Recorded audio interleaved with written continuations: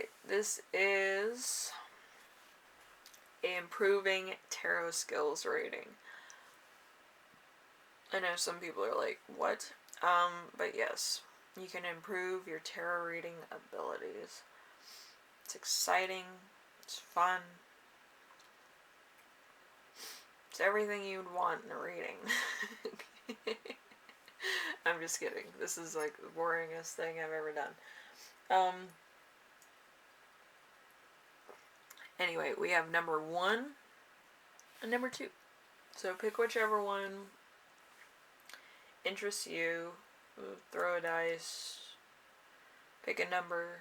But yes, whatever it is, it's gonna be fun. Maybe. Hopefully. I don't know. This reading came to me when I was just like looking around, and I was like, we should do tarot skills. But yes, I can read people pretty good.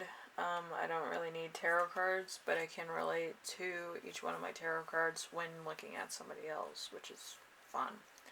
But let's see. Something I could improve about my tarot reading. Ace of Pentacles. Ace of Pentacles is finance and health. So paradise, perfection, contentment, money, the body and soul gaining wealth. Item of beauty and values. I have none of those. I'm not going to even argue with those. But, maybe somebody watching also reads tarot and they'll be like, yeah, I should probably do some for fun type readings, you know, a wedding video or a love reading, something to that effect, where it just changes up like your perspective and stuff like that, and it kind of grips the attention of the audience. Some people stay to one thing and that's all they do for the duration of their time on YouTube, which I find is boring. You need to kind of expand, or you kind of need to do something that's a little bit different, you know. Anyway, we have number 2 was something that should spend more time on regarding tarot. We have the 9 of Pentacles. The 9 of Pentacles is finance and health, a accomplishment and a feeling of safety, physical pleasure, a love of nature, and foresight. Oh boy. Alright, so we need to go out in nature and we need to find some new ideas. I don't know who's watching this with me, but alright, we have a mission to do. We need to find nature. We need to take pictures of nature. We need to find ourselves in nature, maybe meditate, maybe do some yoga, maybe fight off mosquitoes. I don't know, but we need to do something in nature. So write that down on your list. It doesn't matter where you are in the world, you need to go out in nature to some degree, maybe stick your hand out a window, wave to somebody downstairs. I don't know. But it's on our list. It's on the list. So number 3, we have the Star. A way that you might use tarot currently that you should explore. So we have hope and wishes. We have hope, faith, inspiration, an optimistic point of wishes, a bright future, learning from experience, fulfillment, satisfaction, and pleasure, moving easily towards a goal, astrology. I do a lot of astrology. But, yes, if you have never done astrology or zodiac readings or read stars or read tea leaves before, and you already read tarot cards, you might want to try that. It's a lot of fun. I think my favorite one is reading, Oriental sticks. You know, they put all these sticks in there, and they have, like, readings on them. They're like fortune cookies. Those are interesting and fun. You know, you can pull out, like, 6 of them and put them on, like a mat or something, and whichever one's facing you, this is how my Chinese friend told me, how they work. Anyone that's facing you is going to happen to you, or is advice for you. any of them that are face down is advice for anybody that you're with or people in your family. Okay, so that's kind of how they work. Anyway, if you don't know what I'm talking about, you might want to look that up too. So write that down on the list. So number 4, a card that you can understand on a that you could understand on a deeper level. These cards are picking on me. Alright, the Lover's card. Love and choices. So, harmony, setbacks, overcome, confidence in the future, blindness to the future, and uncertainty to trials and tribulations. An aspect of love, especially that of friends and relatives and freedom. Strong feelings or emotions. I have none of these things. God. That's why I don't like doing love readings. It's a total buzzkill and terrible and hate it. But yes, I do love readings for the people that like love readings. I don't do them for myself. I find it really auspicious and kind of unrelated to me because reasons. But, yeah, I do them for other people. I don't do them for me. As far as my life's concerned, I don't think I have room for that. Nobody got time for that. Anyway, so the card that you should listen to right now, we have the Fool in reverse. New beginning in reverse. So, no decision at all, a faltering in a quest, not caring if a decision is reached. So, there... my cards are funny. Anyway, so since this is just a reading about tarot skills, it does give you the Fool in reverse. It's not like, it's nothing out of the ordinary, but it's, it's to tell you that this doesn't really matter. This is for fun. Like, the Fool is usually like they go into things thinking that it's going to be substance, and they're kind of taking a dare, or they're taking, a kind of whimsy to it. They just take it as I'm going to go over here, or I'm going to do this because somebody said it was good, or somebody said it was nice, or this is going to happen when I do this, or whatever have you. The Fool looks at things through new eyes. If it's in reverse, it looks at things kind of like, I'm not going to move from what I'm doing. It doesn't really matter. It's kind of a lower prospect than what the Fool is usually about. They'll get themselves into things, or they'll do stuff in order to enrich their lives. But when it's in reverse, no such luck. Anyway, let's see if there's any channel messages. Of course there are. Because I channeled these, an hour ago, and then I took a power nap. Anyway, so financial reward, a new career path, a perfect job, relationship giving you confidence, love will happen to you, but it will be,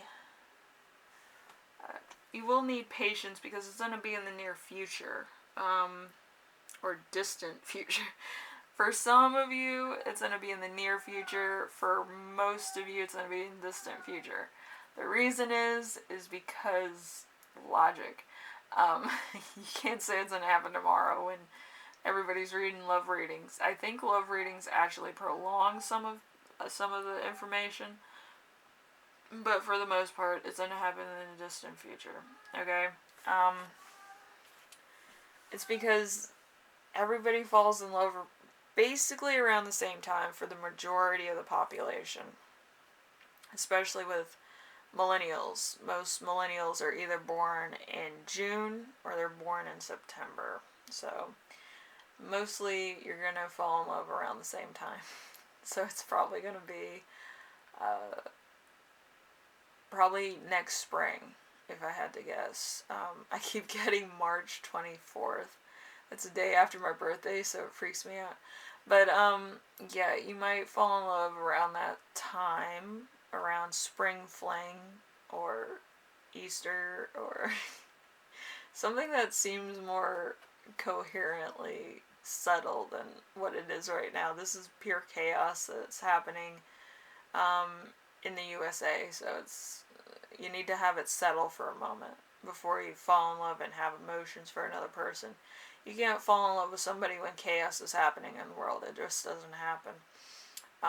Because you're going from one chaotic event to another chaotic event, and you might have a stroke if you go from a crazy chaotic panic to crazy chaotic nervousness. Okay, so it's kind of the same thing, but it's going to a different level. Okay. Anyway, we're going to go into group 2. Thank you, group 1. This is just fun. I'm not really going to do a closer. It's not really like crazy nonsense, but it is giving you some type of guidance forward and what's going to happen, in the near future. Probably a lot of love relationships, and a lot of career paths. I feel like a lot of people are going into a new career path that was probably not there before, or it's an entirely different job altogether. Okay, so there's that. Anyway, group 1, I will see you in the next reading. Hopefully you enjoyed this. This is just total nonsense and fun, okay? Anyway, later. And then we have this one. Alright, so something you can improve about your tarot reading skills. If you read tarot, great reading for you. If you don't read tarot, it's a fun thing to watch. Because the cards pick on me, it's fine. So let's see. The Queen of Pentacles in reverse, so finance and health. So false fronts, overdeveloped ego, need to impress, evil, suspicion, viciousness, and irresponsibility. So if you read tarot cards, you might have a vendetta against somebody, you might hate somebody that does tarot card readings, or you might just hate the whole premise of tarot card readings. But there's some type of rivalry or something. I don't think the person that you have a rivalry with actually knows that you have a rivalry with them. It's kind of like when you get drunk and you want to like race people through traffic. If you've ever seen Dave Chappelle and he talks about his friend getting high or drunk or whatever and then speeding through traffic, that's kind of what it is when they get pulled over by the cops. And he goes, the other guy didn't know you were racing. Like, and then, like, it's a whole thing. It's a great piece of art. You need to go see it. I'm not going to spoil it. Just go see it. It's fantastic. It's with his friend Chip, and it's just funny. Anyway, so it's kind of the same thing with tarot card readers, but yeah. Nobody's in competition with anybody. It's just fun to do. Anyway, something you should spend more time on regarding tarot. There's a 2 of Pentacles, so finance and health, fearing consequences of a new project, worry and embarrassment, looking into the infinite. With tarot card reading, it is insanely crazy. You get a lot of questions, you get a lot of people asking the same questions, and you get a lot of people trying to make you feel bad about doing tarot card readings because they don't understand about tarot card reading. So it's a constant battle, If it triggers you, it triggers you. If it doesn't, okay. I like the people that get triggered by tarot card reading.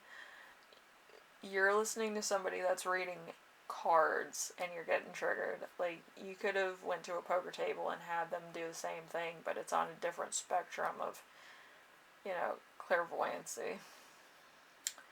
Anyway, so we have number 3. the way that you don't use tarot cards currently that you should explore.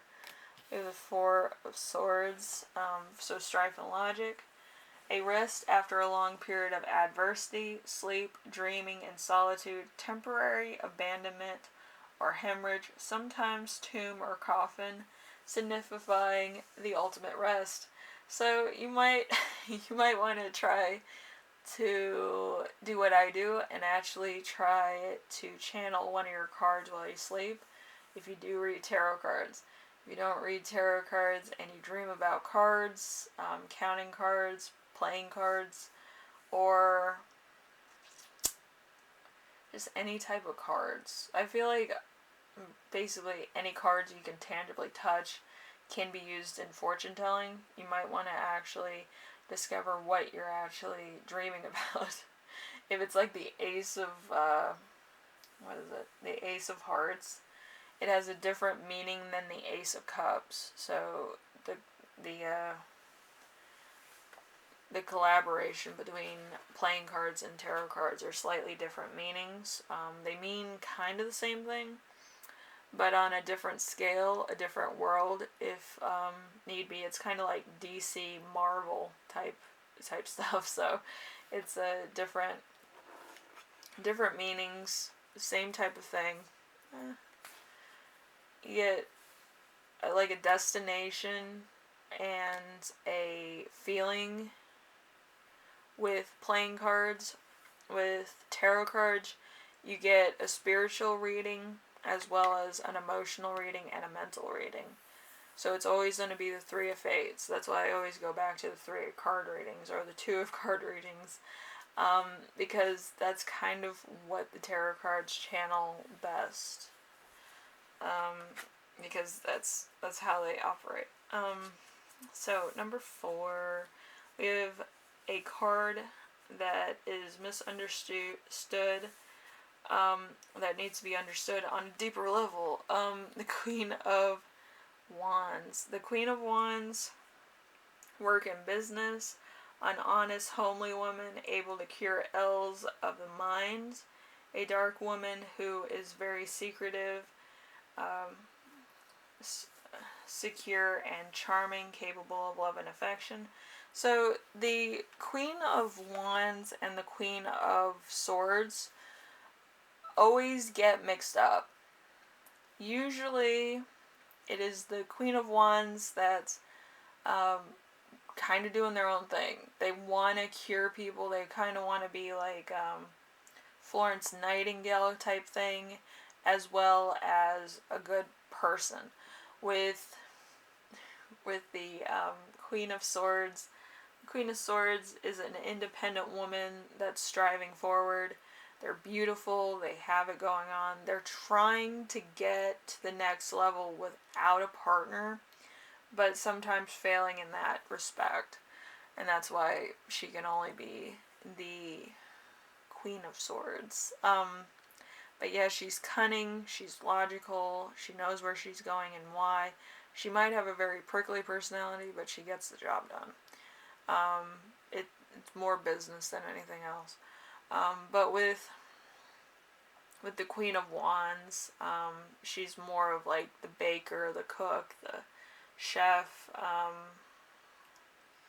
She wants to help people feel better, either by baking food, cooking food, or making alternative medicines. As a card, it's kind of very different. It's, let's see.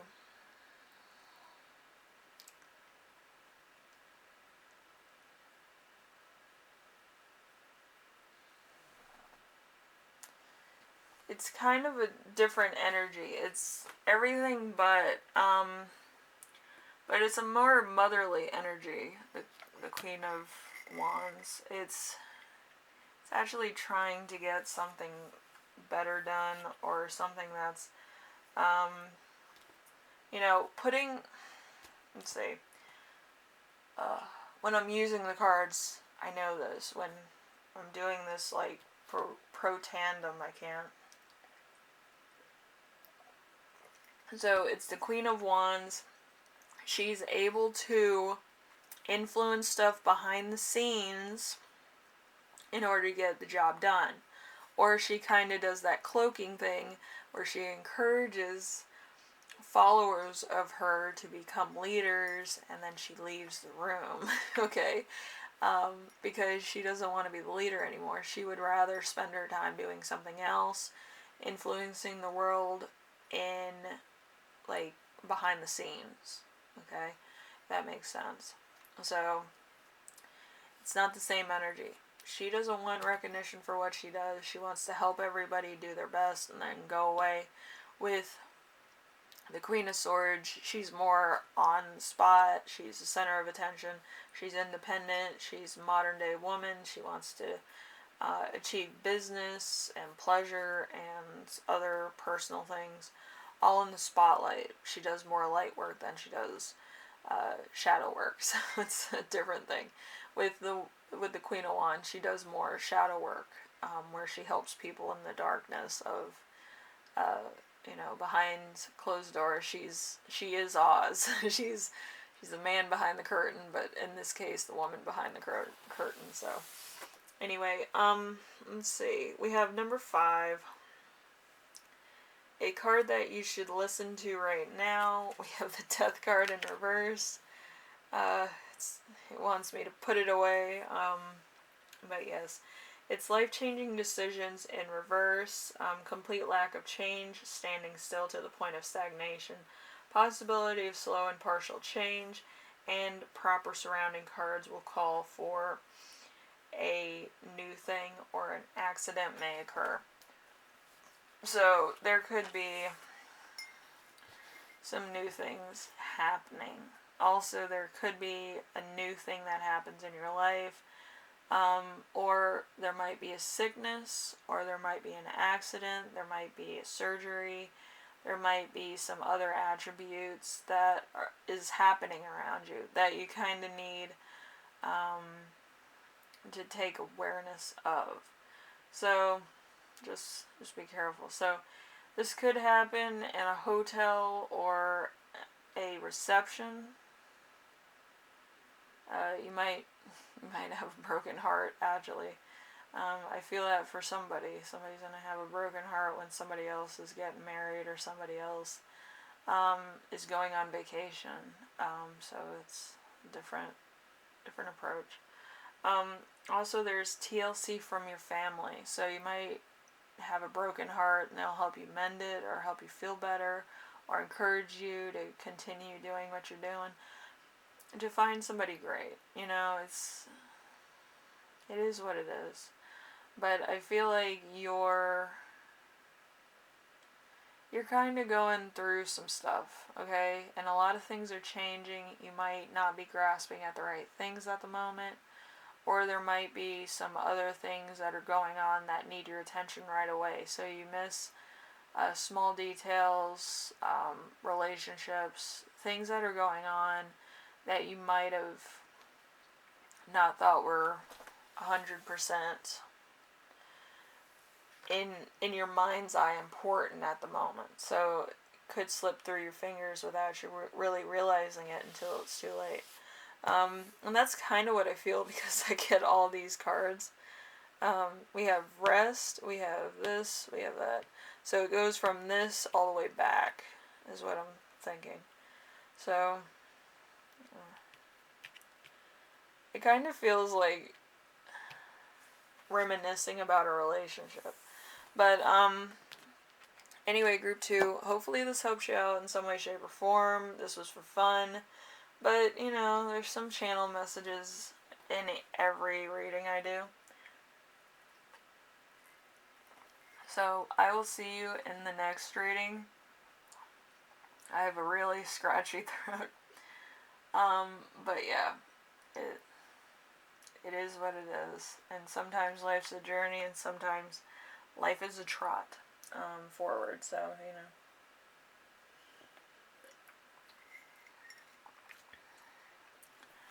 Anyway, I will see you in the next reading, alright? Later.